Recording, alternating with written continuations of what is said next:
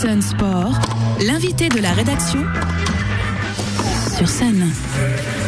Bonjour à tous, bonjour à toutes, bienvenue sur Sun pour votre réveil sportif du jeudi matin, votre réveil hebdomadaire des Sun Sport. Aujourd'hui, nous allons parler vélo, plus précisément, nous allons parler du Nantes Bike Polo, un sport émergent avec son président, Laurent Tessier. Bonjour Laurent. Bonjour, c'est Alexandre. Alexandre Tessier, pardon, Laurent, je ne sais pas pourquoi. Et à côté, justement, Nicolas Laurent, justement, pour ne pas confondre, qui est un joueur du club, qui existe depuis combien de temps, le Nantes Bike Polo, alors justement? Depuis 2010.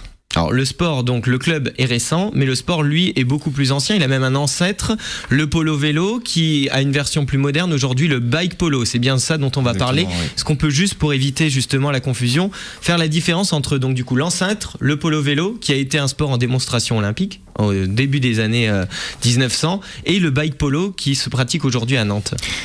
Le polo vélo, en fait, effectivement, ça se jouait sur de plus grands terrains. Les terrains, c'était sur de l'herbe, et c'était avec une balle plus molle, un peu plus grande, et ça se joue encore en fait. Et donc vraiment les distances étaient plus importantes. Le jeu ressemblait un peu moins au hockey sur glace, qui est le cas en fait du hardcourt bike polo, qui est une discipline qui est née depuis les années à peu près 2000 aux États-Unis, qui joue donc sur un terrain en dur de 20 mètres par 40, donc un terrain beaucoup plus petit, où le jeu est plus physique, plus rapide, et s'apparente plus effectivement à du hockey. Ah, voilà, c'est un terrain de hockey, ça mélange en fait le polo et le vélo. Alors c'est pas le BMX du coup, hein, c'est bien ce qu'on précise. C'est quel vélo qu'on utilise? C'est des vélos urbains avec des grandes roues, et on est 3 contre 3, c'est des matchs de 10 minutes, et c'est vraiment des vélos avec un seul frein. Parce que l'autre main est utilisée par le maillet. Une seule vitesse aussi? Voilà, une seule vitesse. Une vitesse très petite pour pouvoir accélérer très rapidement. Et voilà, des vélos très simples, très compacts et assez robustes, quoi. Oui, j'imagine que du coup, c'est un sport, si on parle de terrain de hockey, on parle aussi du coup du côté physique dont vous parliez à l'instant. Justement, au niveau des règles de base, donc vous l'aviez dit, il y a 2 buts. Donc j'imagine que l'équipe qui marque le plus de buts a gagné. Combien de temps dure une rencontre? Est-ce que c'est le nombre de buts ou la durée? Donc c'est un peu les deux, puisqu'une partie dure 10 minutes en général, 3 contre 3, ça dépend, il y a des parties qui peuvent durer un peu plus longtemps, mais c'est dans ces ordres de grandeur là. Sauf si il y a une des deux équipes qui est arrivée à 5, auquel cas la première équipe arrivée à 5 gagne le match et le match s'arrête. D'accord, ça donne des matchs du coup qui donc au maximum font 10 minutes. Combien de temps peut durer un match? Il y a des matchs qui peuvent être pliés en à peine 2 minutes, 5-0. Quand il y a une obligation de résultat en fin de match, là on passe en golden goal, et en fait là tant qu'il n'y a pas eu une équipe qui n'a pas mis un but, ça peut durer très longtemps, quoi. Et après il y a des matchs qui sont plus longs, quand on arrive en finale de tournoi, on arrive à 20 minutes de jeu, quoi.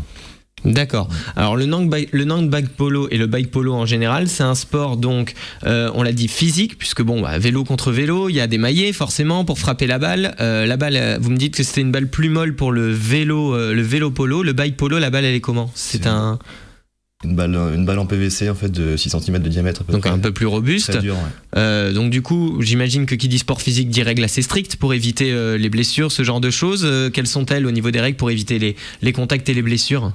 Justement, en fait, vu que le sport est émergent, il y a aussi le côté où tout le monde et toute la communauté polo est aussi un petit peu en train de construire les règles et de construire le projet de règles autour de ce qui se joue, autour de ce qui se passe sur le terrain.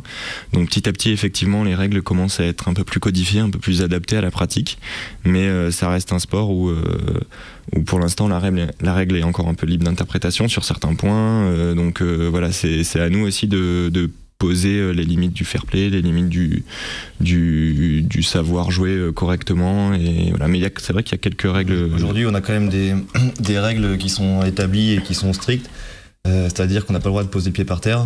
Si on pose le pied par terre, on est obligé de taper le milieu du terrain sur les barrières, ce qui nous pénalise parce qu'on sort du jeu pour rentrer dedans. Du coup, on perd du temps. Et du coup, on vient en infériorité numérique. Avec un 3 contre 3 en plus, ouais, voilà. Dès qu'il y en a un qui doit revenir au centre du terrain. Sûr, donc la différence, elle se fait bien à ce niveau-là. Et après, il n'y a pas le droit non plus de couper la route très violemment à 90 degrés devant son concurrent. Il n'y a pas le droit d'utiliser le maillet autre que pour jouer la balle, forcément, de croiser les contacts. Et en général, pour l'instant, on est sur ces quelques règles-là vraiment établies. Et après, il y en a plusieurs qui sont en train d'être construites, mais en phase d'élaboration encore, quoi. Bon, j'imagine que c'est très rare, mais en cas de faute flagrante, il y a une expulsion, il y a une expulsion temporaire, définitive. Oui, il peut effectivement y avoir des secondes d'arrêt donc sur le bord du terrain, un peu comme au hockey. Ça peut aller jusqu'à des expulsions de tournoi. Ça s'est déjà vu. Bon, j'imagine que c'est quand même assez rare parce que oui. Comme tous les sports émergents, j'imagine que c'est un petit monde, que tout le monde se connaît un petit peu. C'est exactement ça. Justement, rebondir là-dessus, l'esprit du sport du bike polo, c'est quoi ? C'est un esprit très urbain, du coup, j'imagine, très convivial, fair play. Bien sûr, ouais, si on parle de l'esprit des tournois, déjà, dès qu'on se déplace dans une ville pour jouer un tournoi de polo, vu que c'est un sport qui est vraiment pas développé encore, les organisateurs hébergent et s'occupent de toute l'organisation. Donc, c'est-à-dire qu'on passe tout le week-end ensemble, on joue au polo ensemble la journée, on est concurrents, et le soir, on passe la soirée ensemble, on fait la fête ensemble. Et le lendemain, on rejoue au polo ensemble. Et là, vous êtes fatigué. Et là, vous êtes un peu plus fatigué. Je rappelle qu'on est avec Alexandre Tessier et Nicolas Laurent, président et joueur respectivement du Nantes Bike Polo. Justement, on va parler du club donc, qui est né dans les années 2010, tout début des années 2010, c'est bien ça ? Oui, c'est ça. Ouais. Une histoire donc récente. Si on pouvait la résumer en quelques mots, comment on pourrait expliquer la création, puis le vécu du Nantes Bike Polo. En fait, ni Nico ni moi n'est là depuis le début. Mais, donc déjà beaucoup de turnover en 5 ans. Ouais, bien sûr, voilà. Ouais, parce que les gens, c'est les jeunes, donc ils changent de ville pour leur travail, leurs études, etc. Et en fait, ce que je pense, moi, c'est que c'est venu avec l'arrivée du pignon fixe et toute cette période, cette communauté, entre guillemets, de passion du vélo urbain. Et donc il y a quelques joueurs qui ont commencé à jouer quand le polo est arrivé en France, ils se sont intéressés via les vidéos, via internet, ils ont découvert le sport comme ça, ils ont essayé à Nantes. Ça s'est monté à la Collinière où on joue le lundi soir et le jeudi soir. Et du coup ça s'est perpétué, maintenant l'équipe se grandit, il y en a de plus en plus et ça attire de plus en plus de monde. Quoi. Donc on a dit les entraînements c'est à la Collinière, lundi soir, jeudi soir et le dimanche, moi j'ai également. Alors, en fait le lundi et le jeudi on y est à la Collinière, donc rue du Landreau à l'est de Nantes. Donc de 20h à 22h30 environ. Et après, tous les premiers dimanches du mois, on fait une démonstration au niveau de l'esplanade des Nefs, près du carrousel. Quoi. Là où on voit pas mal de riders, justement. Tout à fait. Après, cette démonstration, c'est aussi une initiation et c'est vraiment le moment de venir en profiter. On n'est plus décontracté, tout ça, et puis on prête le matériel. Et si vous passez par là, que vous êtes intrigué, le premier dimanche du mois, vous pouvez absolument venir essayer. C'est le cas aussi le lundi et le jeudi.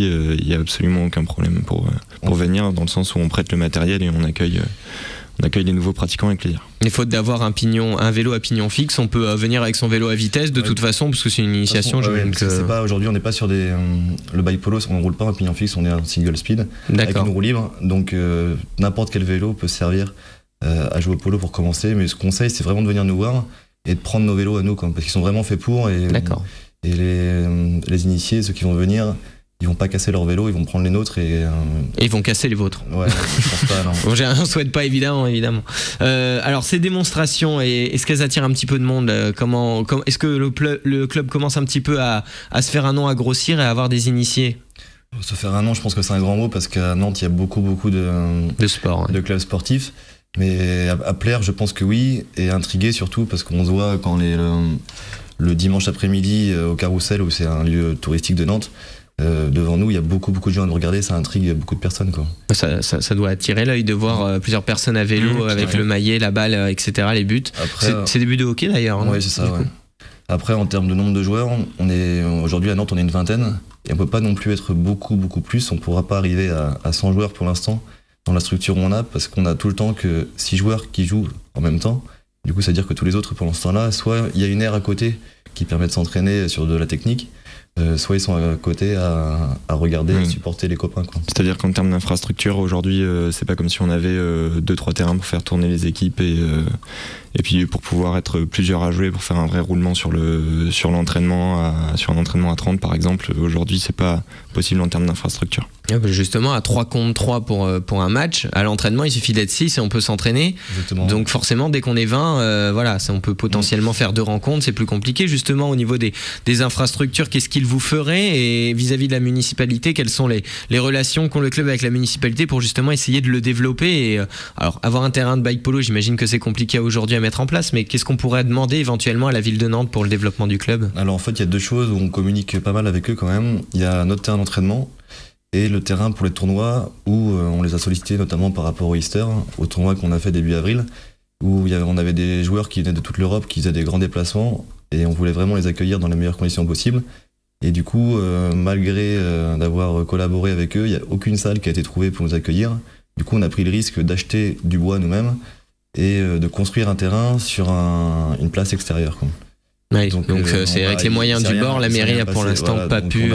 Et à Nantes, c'est un vrai risque de construire un terrain à l'extérieur. On a entre guillemets bricolé en quelque chose de sérieux quand même, et de non risquer en fait en collaboration aussi avec l'UCLA, qui est l'Union Cyclisme Atlantique, sur lesquels ils nous ont permis un lieu de stockage. Et on a réussi, on a fait un beau tournoi, on a eu une belle météo, ça s'est très très bien passé, mais c'était très risqué, quoi. S'il avait plu, aujourd'hui on n'avait aucune solution de recours, quoi. Bah oui, alors du coup, justement, quelle est la solution? Donc c'est créer un terrain en bois, niveau sécurité, bon, j'imagine que vous faites ce qu'il faut pour que ce soit respecté, ça j'en doute pas, mais du coup, quel serait l'idéal aujourd'hui? Vous me dites une salle par exemple. 40 par 20 mètres, couvert avec une surface en fait qui soit lisse et en même temps pas trop glissante, quoi. Donc c'est un sport qui peut jouer à l'intérieur aussi, le bike polo. Surtout, on voudrait pour pas être victime de la pluie, quoi. D'accord. Donc c'est un sport qui a du mal un petit peu. En même temps, c'est vrai que bon, il y a énormément de sports à Nantes, beaucoup de sports émergents aussi. Donc c'est vrai. Après, les terrains peuvent servir à d'autres pratiques sur d'autres typologies de sport. Donc c'est vrai que c'est aussi intéressant. Par exemple, pour le rink hockey, il pourrait y avoir effectivement un terrain qui soit un peu polyvalent avec une entente sur les soirs de la semaine. Quelque chose de plus transversal entre les différents sports relativement émergents ou avec un peu moins de pratiquants, roller derby, voilà. Et justement, quelle salle? Vous avez repéré une salle à Nantes qui serait idéale pour la pratique du bike polo, du roller derby? En fait, aujourd'hui, le roller derby utilise le hangar qui est au niveau du skatepark. On faisait les tournois là-bas avant, sauf que le sol est beaucoup beaucoup trop glissant. Et en fait, c'est vrai que en même temps, c'est un sport où on s'adapte un peu partout pour les entraînements. Mais dès qu'on veut faire des compétitions et du beau jeu, on est obligé, s'il pleut, en fait, la balle elle roule pas. Et si c'est trop lisse, au moindre prise d'angle avec le vélo, on tombe, quoi. Ouais, donc c'est quand même risqué. Bon, rapidement, peut-être rappeler le prochain événement du Nantes Bike Polo. Il y a eu l'Eastern Tournament au début du mois. Le prochain événement que vous organisez? Alors le prochain événement qui est prévu, on a été sollicité pour le voyage à Nantes en fait, et la vélo parade qui va y avoir le 3 juin. Parce que donc Nantes devait être capitale du vélo européen. Vélo City, voilà, exactement, en 2015. Et donc on a été appelé pour faire une démonstration au village vélo qui va y avoir au parc des Chantiers. Et donc on sera là le 3 juin au soir à faire une démonstration et aussi une initiation. Il ne faut pas hésiter à venir nous voir. On peut prêter aussi là du matériel et faire essayer à n'importe quel intéressé, quoi. Plus les démonstrations, donc les premiers dimanches du mois au Carrousel des Nefs, et les entraînements à la Collinière lundi soir et jeudi soir. Alexandre Dessier, Nicolas Laurent du Nantes Bike Polo étaient donc nos invités ce matin sur Sun Sport pour parler du Nantes Bike Polo. Merci beaucoup messieurs d'avoir été avec nous, et évidemment l'interview sera retrouvée en podcast vidéo sur Dailymotion et YouTube. Très bon réveil à tous sur Sun Sportif évidemment.